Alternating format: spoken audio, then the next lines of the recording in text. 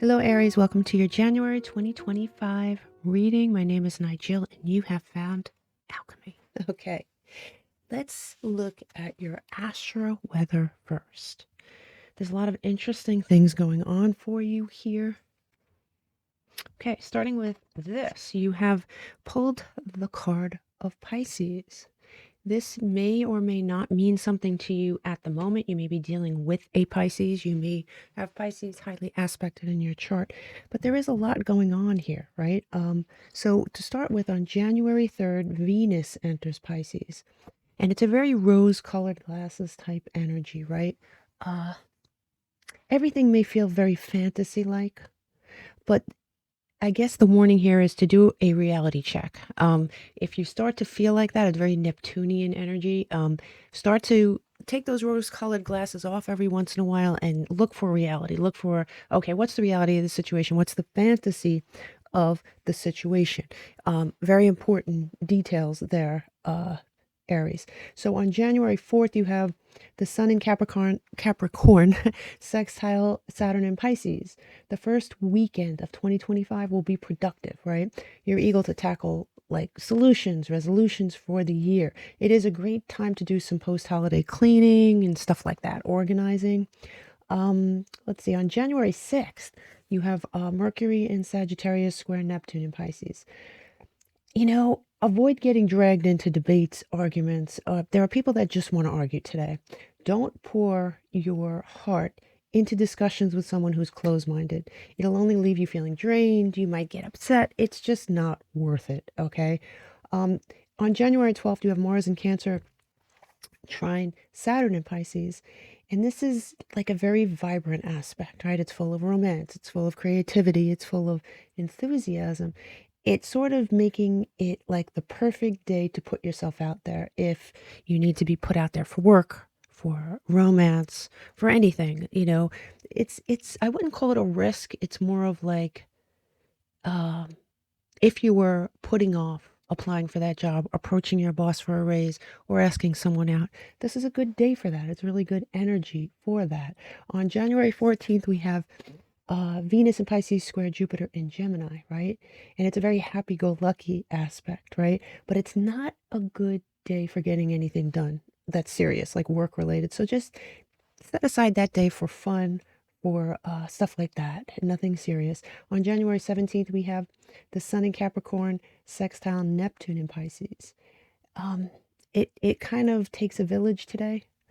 It's sort of community focused.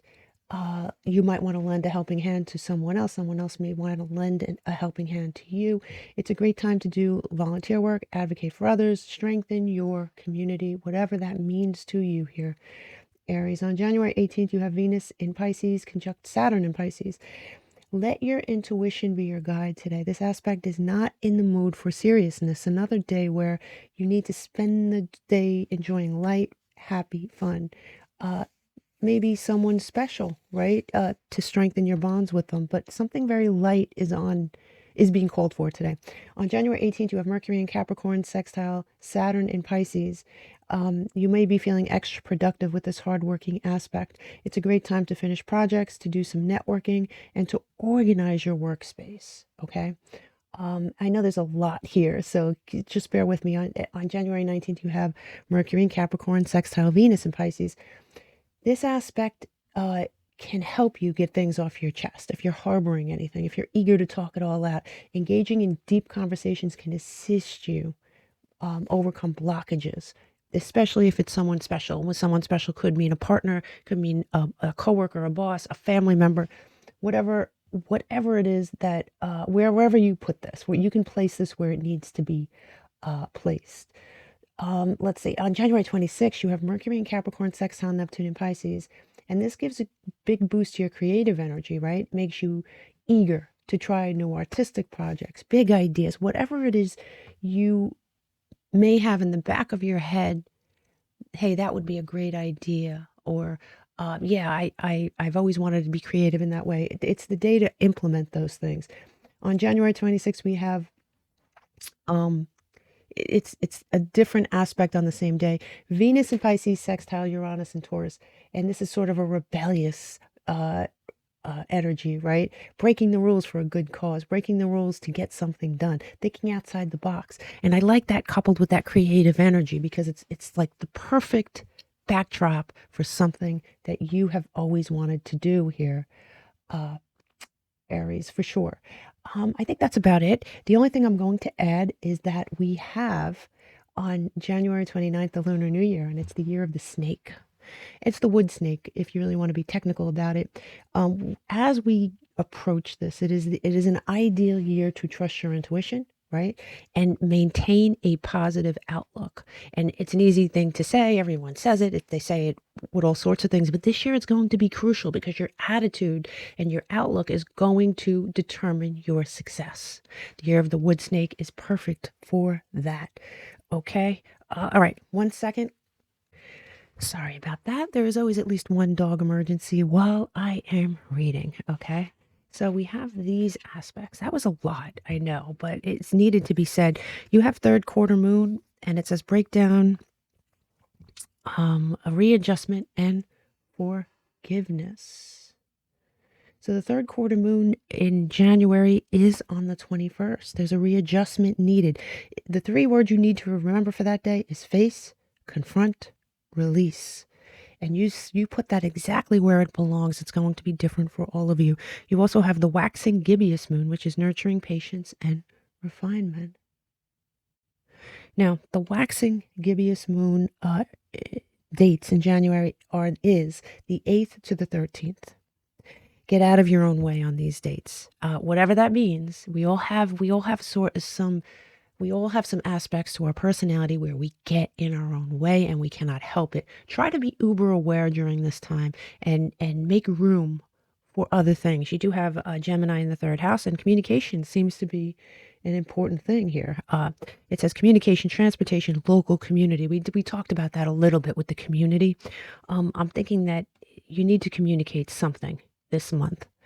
Communication is going to be key. Communication is key many, many times. But I think for you, saying something may be, and I don't know what that is yet. We have to look at the rest of the cards. You have tornado, and you may experience some chaotic energy this month. You know, the tornado is upheaval. It's sort of not uncontrolled. You could be the absolute tornado in this situation, or it could be the circumstances you find yourself in. So we're going to get back. We'll get back to some of these oracles as we go through the tarot. I think we're going to be able to connect the dots here. So we have, let's do this. Yeah, we have in the Norse deck here, we have Jerd, and this is artfulness. Let's see if I could focus that. Yes. So her name means closure. Closure can be literal, like you need closure with someone, but many, many times what this is closure around yourself, or around something that's sacred to you, right? It can be enclosing something to feel safe or to keep that thing safe. In a spread, she offers protection. What needs protection here? We don't know yet. There is something that needs protection. It could very well be your peace. Could be you. Could be somebody that you love. We'll move on and we'll figure this out together. You do have, you pulled 2 cards here, and one is come together, which is really nice energy. It is the number 8. Love has come calling. This is a magnetic card. So this is either something or someone that you love, okay? And you also have number 2 here, and it says gentle gardener. The gentle gardener is someone harboring resentments. Could that be you? Could you be harboring resentments in a relationship here? Could you have mixed feelings? Could you really want to be with someone and at the same time be harboring resentments for them to come out together? That's very possible. Could somebody be harboring secret resentments against you? Very possible. It is time to remove the bad seeds or remove yourself from the bad seeds. Perhaps release is in order here for sure, because it is at the end of the day here, Aries, it is up to you. It is up to you what you do, what you put up with, what you allow in.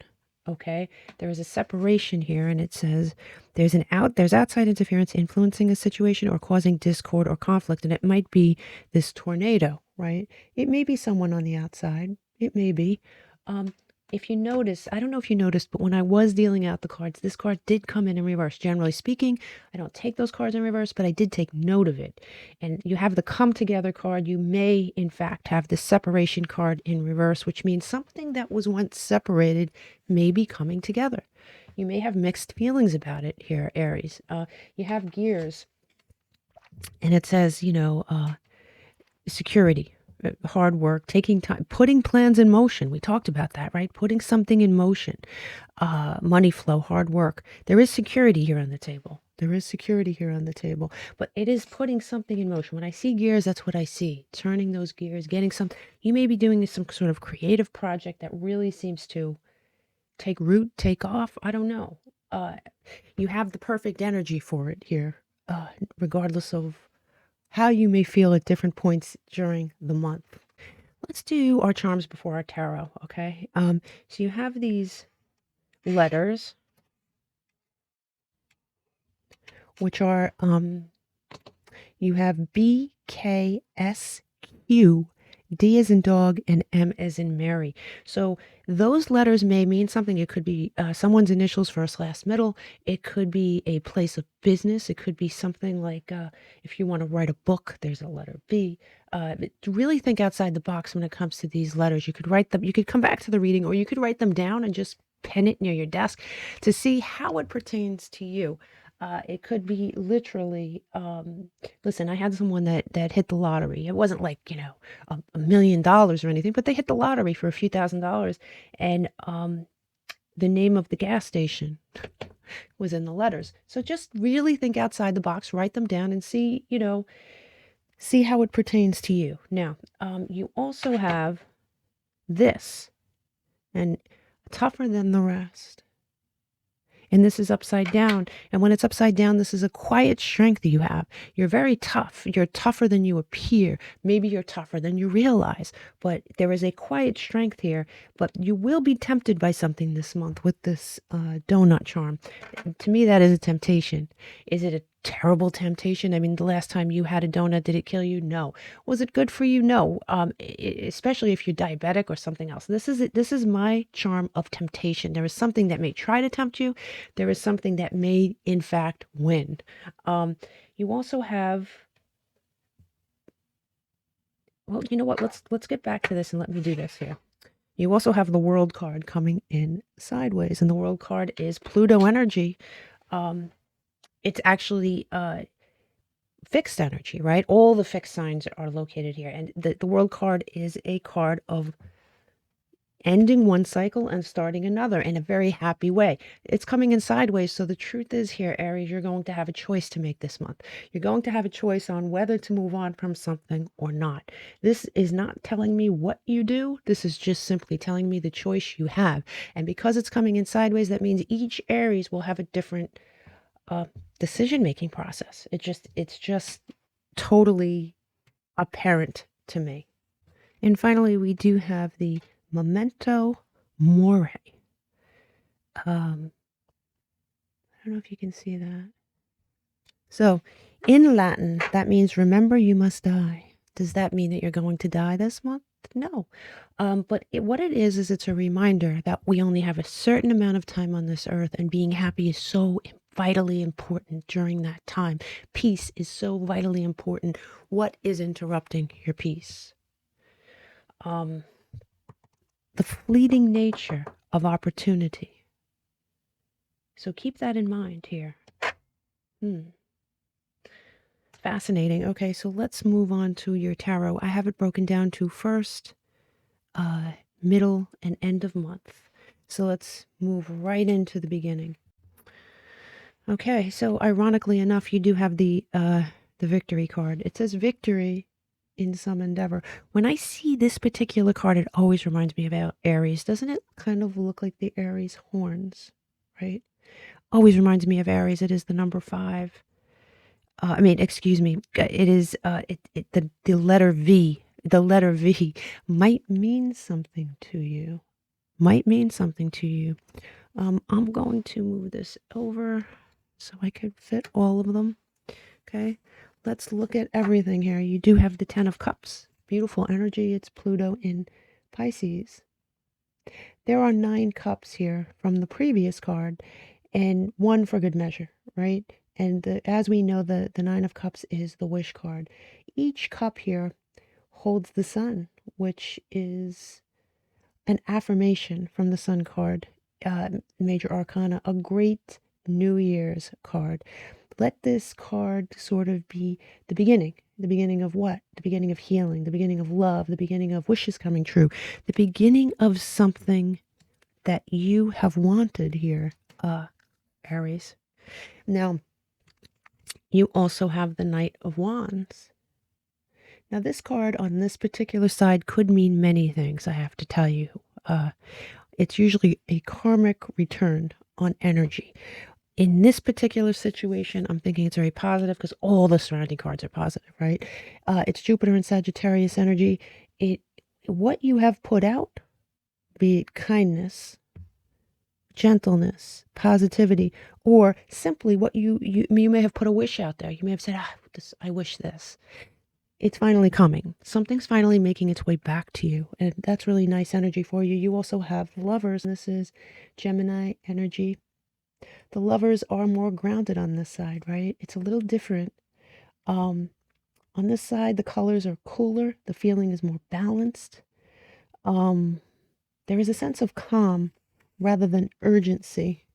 This could be obviously a coupling of 2 people, right? Coming together, especially with the 10 of Cups there, especially with the Victory card, especially with the Knight of Wands. Could be a relationship coming together. It also could be a feeling of something very important coming together because of a decision you've made. Maybe this gear shift is finally starting to turn in a direction that you want it to financially, with a goal. Right? Something's coming together. The Lover's card tells us something is coming together.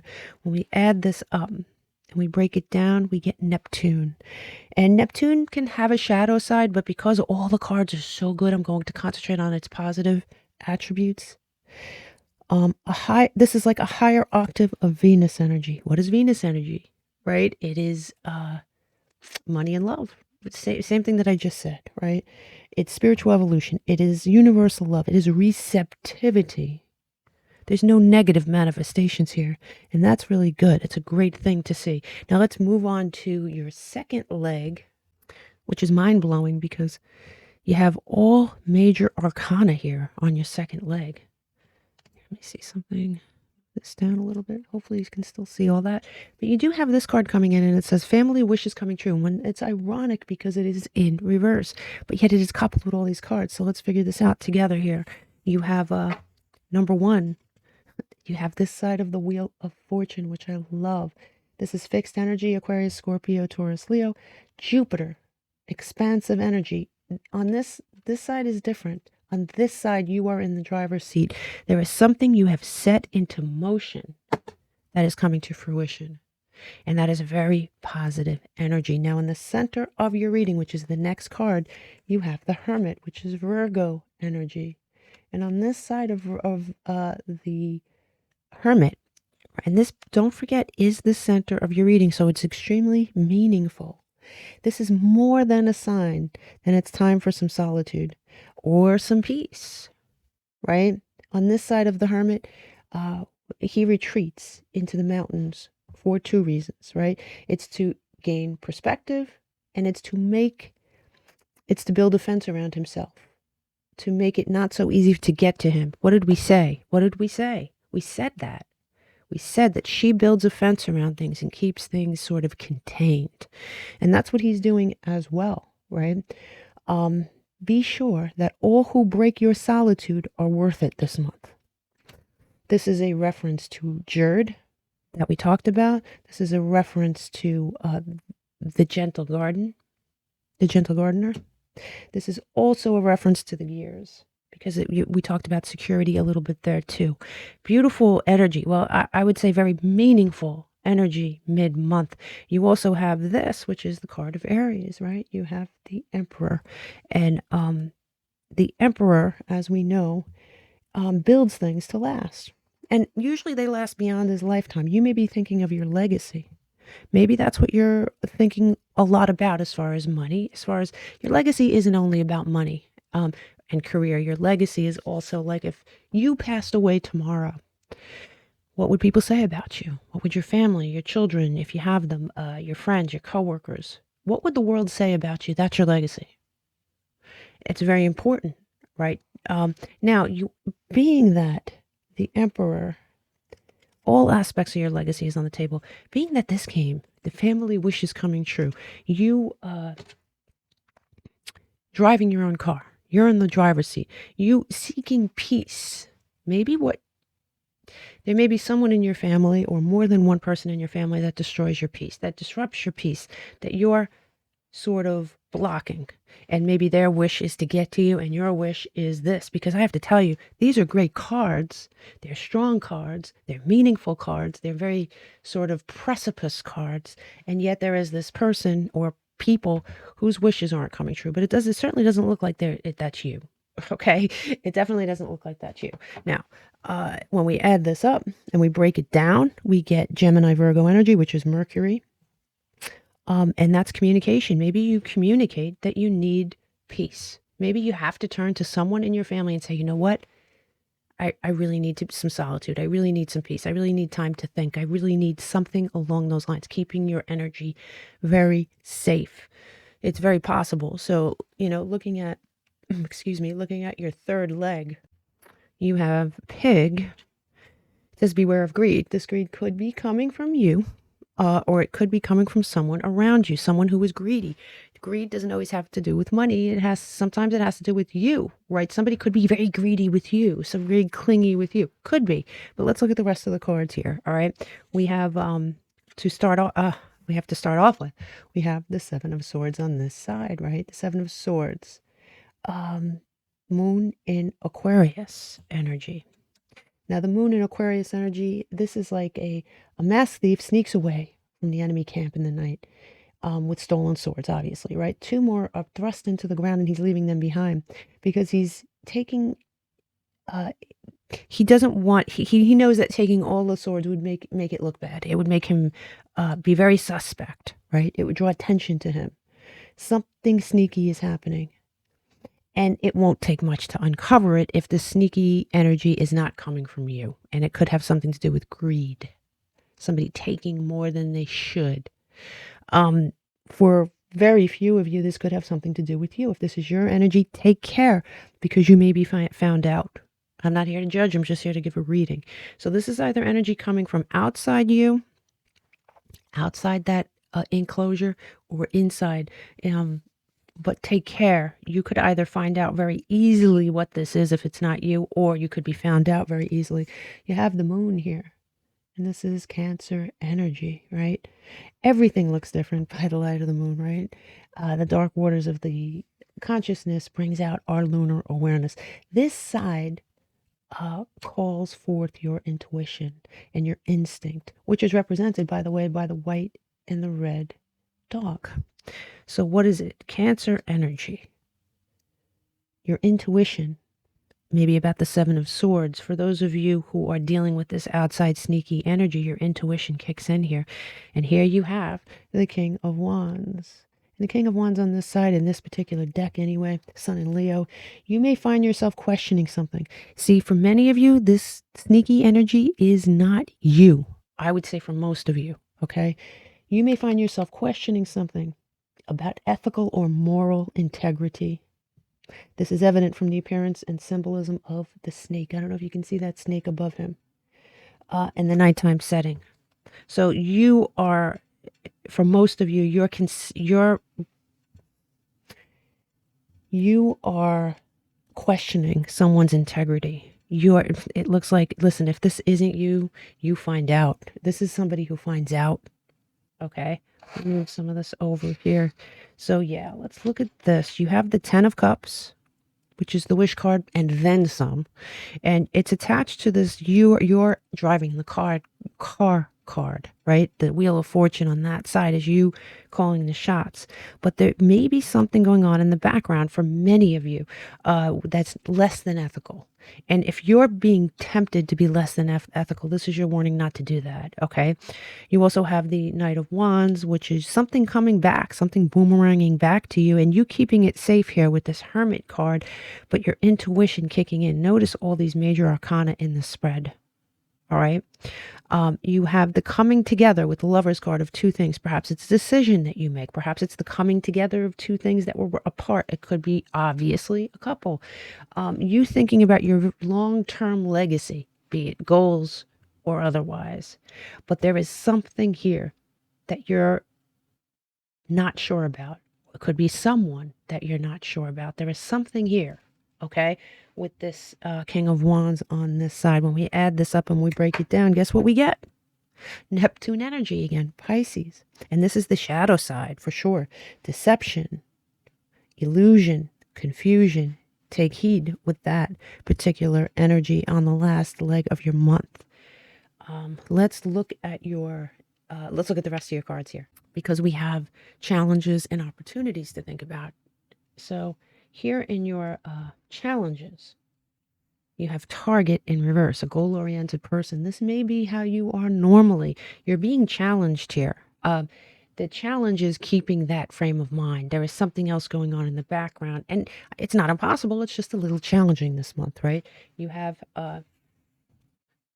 your first card here. You have the Four of Pentacles. The Four of Pentacles in reverse. Saturn in Capricorn. This could be reckless spending for some of you. This could be financial insecurity, and I think the financial insecurity is just a doubt. It's very possible. It's very possible that this is coming from inside your head because of this shady energy. All right, you're having these. There is some sort of security breach. Okay, you have the Eight of Cups here, right? I love this deck. It's beautiful, isn't it? Very different. I love decks that are just a little bit different. So you have the Eight of Cups, Saturn and Pisces, walking away, letting go, searching for truth. Maybe it's that deception. You're sifting through some sort of an ether. That ether is very Neptunian. You have the Ace of Pentacles, right? To drive this point home. This is straight up earth energy, but more than that is instability. It could be greed. You could be dealing with someone else's greed, or honestly, you could be dealing with an aspect of your own greed, and you put that where it fits, okay? There is a scarcity mindset for some of you. Now, these are your challenges for the month. But let's look at your opportunities through these challenges, because I always like to end the reading that way for obvious reasons. So let's look at, you have here handshake, and it's coming in sideways. It says a meeting with a stranger could be important. Now, there is some sort of a decision that you're going to have to make on whether you agree with someone, whether you want to partner with someone. That could be, the handshake could be love. It could be goal-oriented. It could be you sharing an idea. Maybe you shouldn't share that idea. Maybe you should. Maybe it is just what you need to get those gears moving. Okay. Let's look at this. You have first card up. You have the Five of Cups. And normally this card is the River of Tears, right? It's an opportunity and a loss. There is going to be a loss. That loss is something that you may find out you need to let go of. Okay? But there is an opportunity here as well. This is your opportunity. Not only is this your opportunity column, but usually there's can't speak. Usually there's two cups behind the person as they're mourning for the three cups in front of them. So you have an opportunity. This is loss as opportunity, Mars in Scorpio. You have here the Six of Cups. Look at that. What a beautiful card. Love this. You have the Six of Cups here in your opportunity. This is Sun in Scorpio. Now, a return to purity, a simpler time, or this could be someone from your past returning. This could be. You have many signs of that for some Aries here. You have the Page of Swords, and the Page of Swords is an incoming message from this person, from someone, and it's an opportunity. Now, what I find interesting is when we add this up, it is the number 11, which is a cardinal number, just like you. You're a cardinal sign. You're an initiator. You have an opportunity to initiate something. Is that initiation a brand new relationship, a relationship from the past, something coming back together again? And I would say, yeah. Is that something being put into motion, some goal that you had that you needed somebody else's input, somebody else's energy for, maybe a change of it? Yes, absolutely. It could be either of those things, and it depends on what you're concentrating on right now, you know? So let me grab this deck here. I'll give this, I did shuffle this, but I'll give it another quick shuffle. And we will, for Aries, please. You have freedom. You have the opportunity for freedom. And one more for Aries. You have karmic message. And at the bottom of the deck, you have education. You're going to be learning something about someone this month. You're going to be learning something about someone. It's a karmic message. It's something that I do think there is someone in your midst that you cannot trust. I do think you're going to find out. I don't think this person is going to do irreparable damage to you. I just don't. I think that they're going to be found out. I think you're going to find out. And I think that that is a karmic sort of situation, and you're going to let go of it. At the end of the day, remember this, it is up to you. Everything is up to you. Very interesting reading. Love your readings, Aries. Let's do your numbers, your numerology. It's pretty fascinating how the numbers mean something, and I'll explain what I'm talking about. So when we add up all the numbers in this reading, right, and we break it back down, we get Venus again. So I'm telling you, for some Aries, this is all about money and goals and career, and for the others, it is about a relationship coming together, love and money, right? Your lucky numbers are 8, 2, 7, 37, 12, and 11. Now, as far as signs go, the sign that was mentioned the most, and it's not just conversation, they're attached to cards astrologically, right? Fascinating. The sign that was mentioned the most by far was Pisces. So it wasn't just here.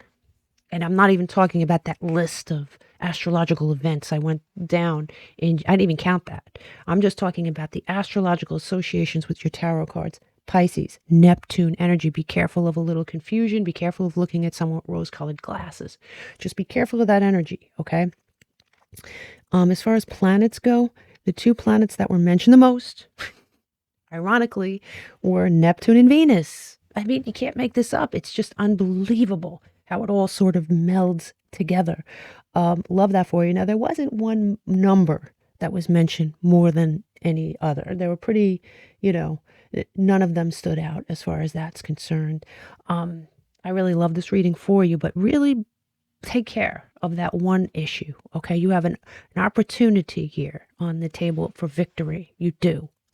But you also have there's a sneaky energy around you. There's a greedy energy around you. So take care as far as that goes. I will see you next time. Don't forget to listen to your 2025 full year summary. Namaste.